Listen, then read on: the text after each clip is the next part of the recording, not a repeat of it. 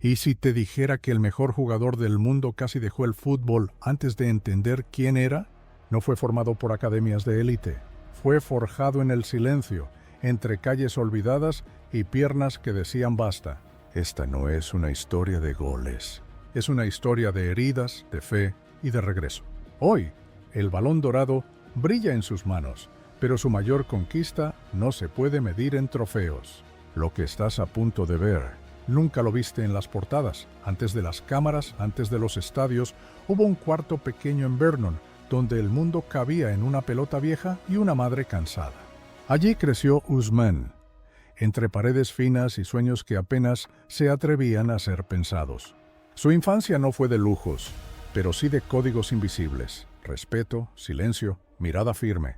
La familia era el refugio, el cuscús de los viernes, las risas tímidas y las manos que hacían mucho con casi nada. El barrio era un laberinto de concreto y posibilidades truncadas, calles que enseñaban más que los libros, esquinas donde el balón no era solo un juego, era una excusa para creer en algo. Mientras otros soñaban con autos o fama, Ousmane solo quería correr, no para huir, sino para encontrarse. Había algo en él que ni él mismo entendía. Una conexión con el balón que no pedía permiso.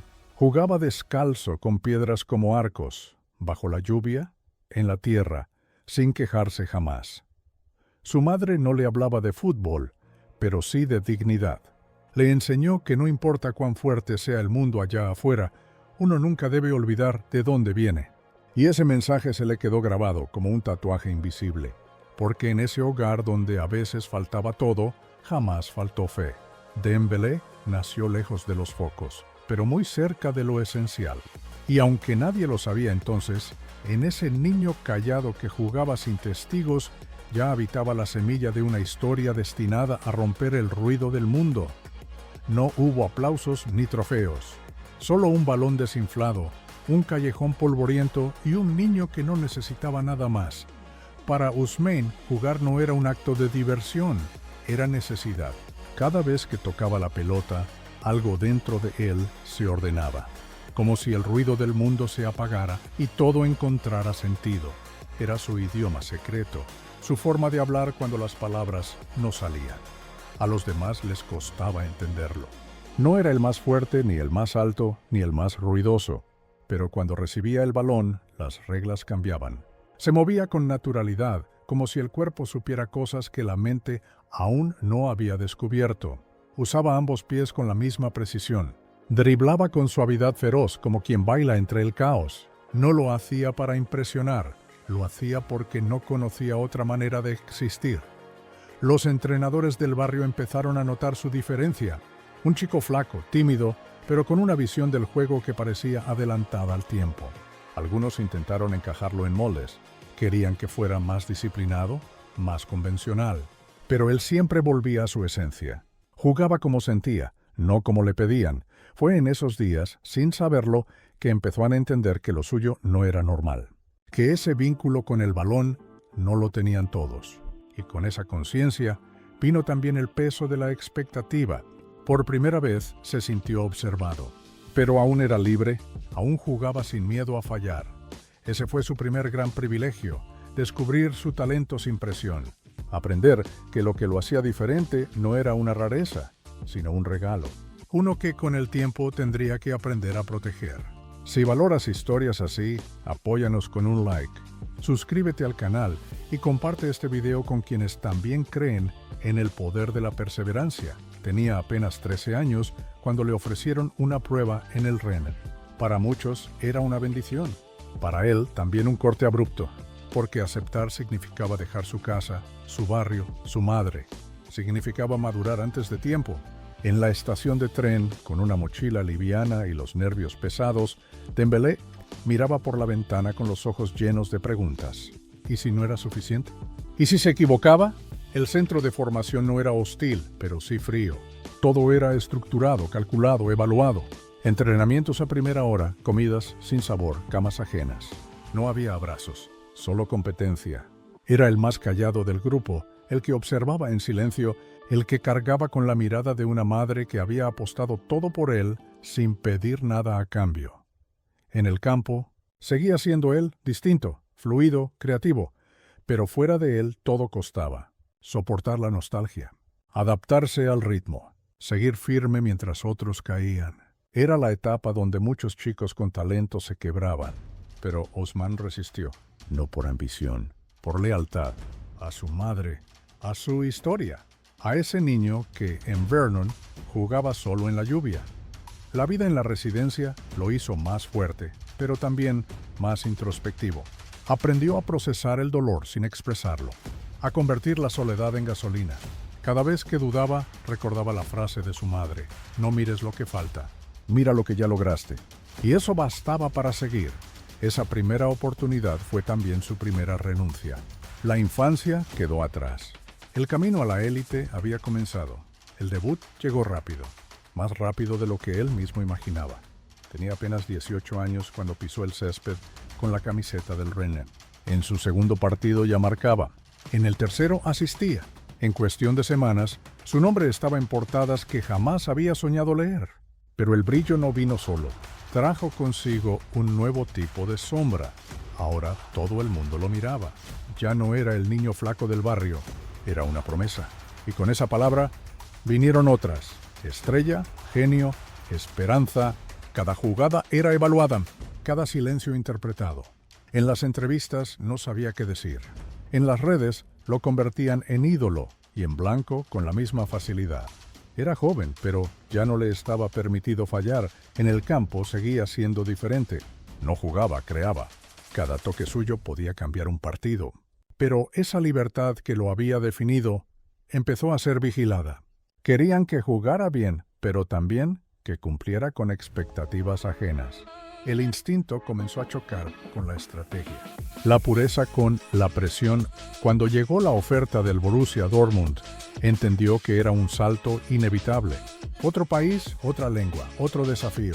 Y allá volvió a brillar. Más fuerte, más visible. Su velocidad, sus regates, su descaro, lo pusieron en el radar del mundo. Y del Barça. Pero lo que pocos sabían era cuánto le costaba sostener todo eso. Las noches en hoteles sin familia, las dudas silenciosas, la sensación de ser aplaudido por lo que hacía, pero no comprendido por lo que era. En medio del éxito empezó a convivir con una soledad sutil, profunda. Brillar, descubrió, no era solo una bendición, también podía doler. La llegada al Barcelona fue como cruzar una puerta dorada. Compartir vestuario con Messi, heredar el dorsal 11 de Neymar, tener el Camp Nou como casa. Todo era grande, demasiado grande. Y él, aún joven, aún aprendiendo a sostener su nombre, intentó adaptarse como mejor sabía, jugando. Pero el cuerpo no quiso seguirle el ritmo. En su primer partido, una molestia. En el segundo, un desgarro. En el siguiente, una operación. Así comenzó una secuencia que parecía no tener fin. Lesión tras lesión, recuperación tras recuperación. Los músculos se rompían como si gritaran algo que él no sabía decir. Y con cada recaída crecían las dudas. No las suyas, sino las del mundo. La prensa fue despiadada. Lo llamaban frágil, irresponsable, distraído. Decían que no cuidaba su alimentación, que llegaba tarde, que no tenía carácter. Pero nadie hablaba del miedo, del vacío que se siente al ver pasar los partidos desde la grada, de entrenar solo mientras tus compañeros celebran, de sentir que todos te miran esperando el siguiente fallo. Se convirtió en meme, en blanco fácil, en el fichaje roto. Y aún así, en silencio, seguía intentándolo.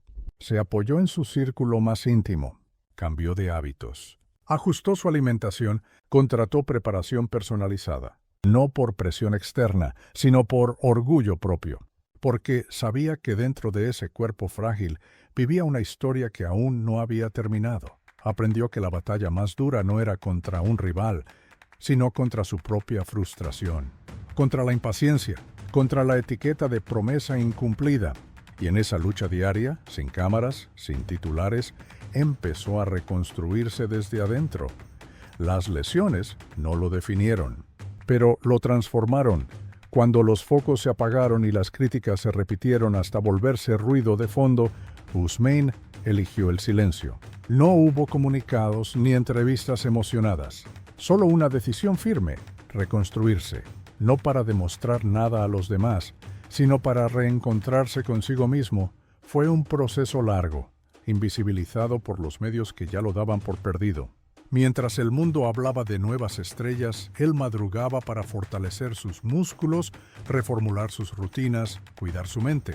Se rodeó de un equipo reducido en el que confiaba. Recuperó el vínculo con su cuerpo, pero también con su propósito. Volver a disfrutar del juego sin el peso de agradar a todos. Comenzó a leer, a reflexionar, a madurar lejos del ruido. Asumió que no podía cambiar el pasado, pero sí la forma de caminar hacia el futuro.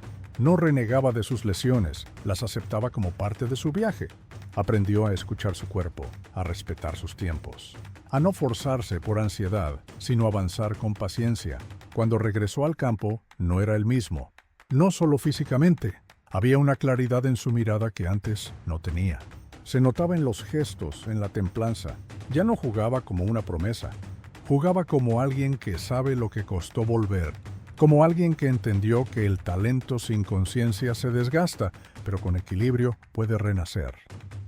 No hizo declaraciones ruidosas, no celebró con euforia exagerada, pero cada pase, cada regate, cada sprint tenía otro peso, porque ahora cada minuto jugado era un triunfo íntimo, ganado con esfuerzo invisible. Era el comienzo de una nueva etapa, más serena, más consciente y más peligrosa para sus rivales. Ousmane no había regresado para impresionar, había regresado para quedarse. Dejar el Barcelona no fue una huida, fue una decisión. Por primera vez, Dembélé no esperaba que lo eligieran. Eligió él. París no era solo una ciudad, era un símbolo. La capital de un país que lo había visto crecer desde los márgenes. Un club ambicioso, sí, pero también un lugar donde podía empezar limpio, sin las cicatrices del pasado sobre sus hombros. En el PSG encontró un contexto nuevo, diferente al ruido constante de los últimos años en Cataluña.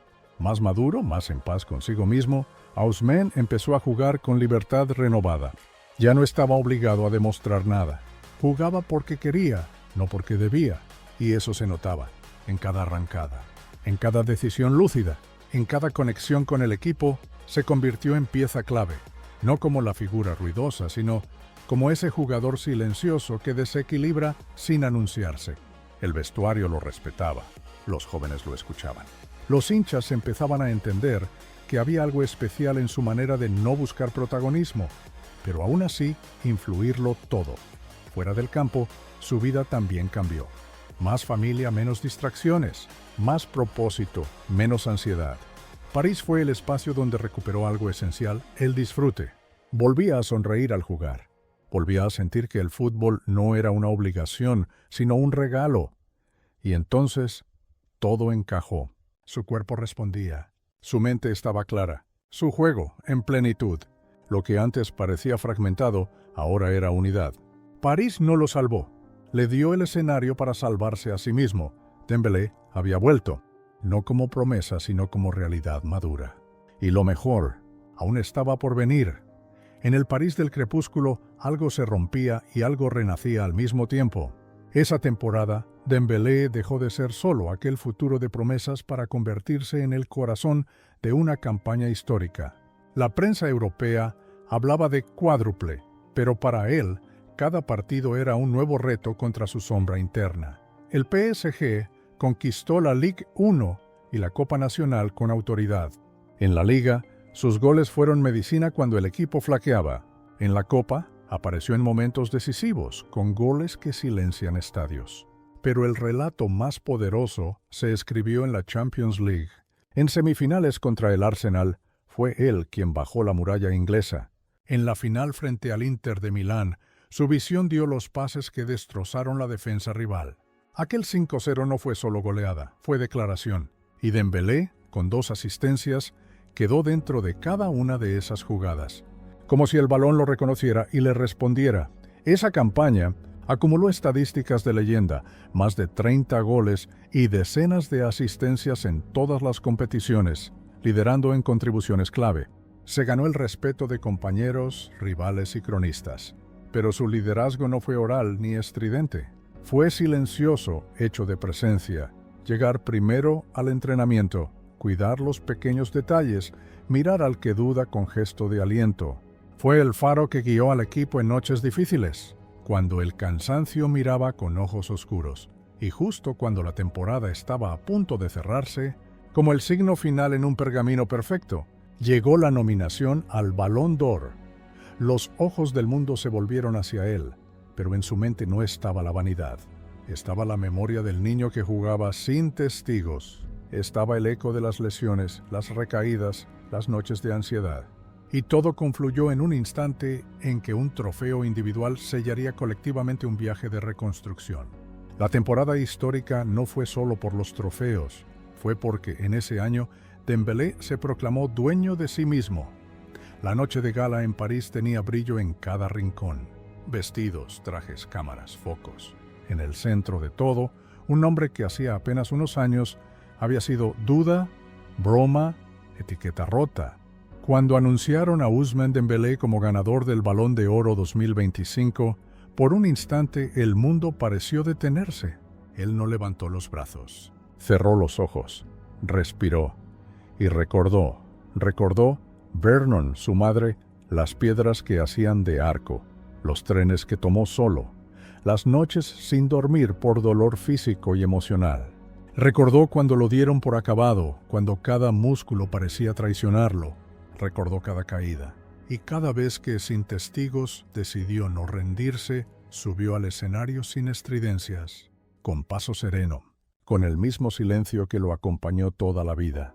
Al tomar el trofeo, no dijo lo que todos esperaban. No habló de revancha ni de demostrar nada. Solo agradeció.